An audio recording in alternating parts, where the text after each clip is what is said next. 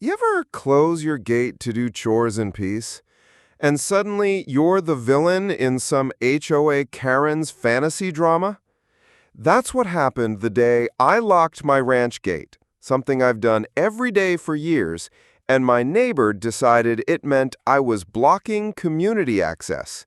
She actually called 911, said I was illegally restricting land, and demanded I reopen my own private ranch. What she didn't know?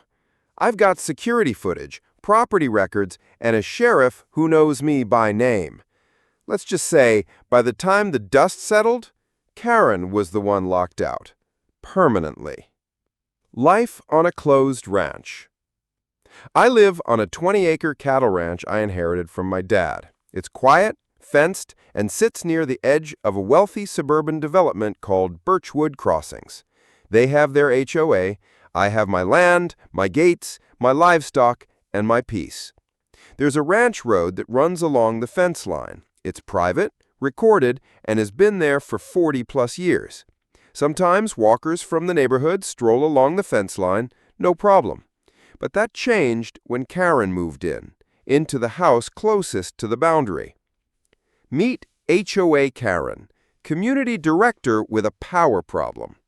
Karen moved in 6 months ago and introduced herself as the Community Wellness Coordinator for Birchwood Crossings HOA.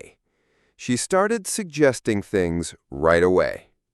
You should cut that brush near the fence. It's unsightly. Do you need all that barbed wire? Would you consider allowing an access point for neighborhood walks? I told her politely, this isn't shared land. The gate stays locked. She smiled, tight and fake. We'll see what the board says. The day I closed my gate. One weekend, I had some equipment delivered, big tractors, feed trailers. I locked the main entrance gate and posted a temporary access closed sign. Standard stuff. Later that day, I heard yelling from down the drive.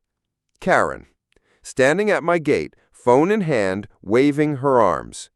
You can't do this! This cuts off our walking loop. Karen, it's private land. It's not part of your community. I'm calling the authorities. This is illegal. And yes, she actually called 911.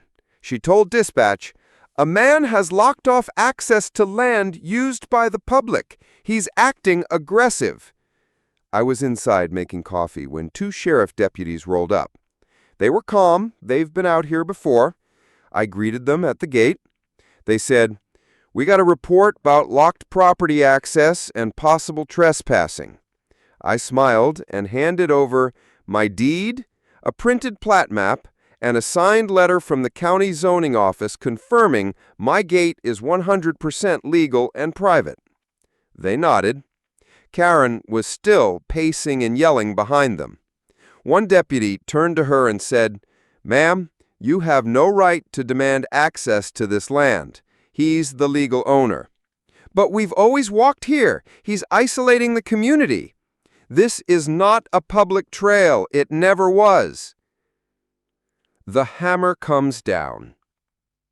I filed a harassment report and had my lawyer send a cease and desist letter to Karen and the HOA board just in case they backed her nonsense. The HOA president, not Karen, responded privately, we didn't authorize any complaint. She acted on her own. 2 weeks later, I posted new signs. Private ranch, no public access. Trespassers will be reported. Gates closed for good. And added a motion-detecting camera right above the fence line. The best part? I caught Karen trying to climb the fence with a friend 2 weekends ago. Guess who got a personal visit from deputies? Karen. Guess who now has a trespass warning on file? Also Karen. She doesn't come near my fence anymore. In fact, she's trying to get out of her HOA position after neighbors found out she caused a sheriff response over someone locking their own gate. Final thoughts. Karen thought her HOA badge gave her power. She thought her walk routine gave her rights. But this isn't a park. It's a ranch. And when you demand access to land you don't own, you don't just get locked out. You get shut down.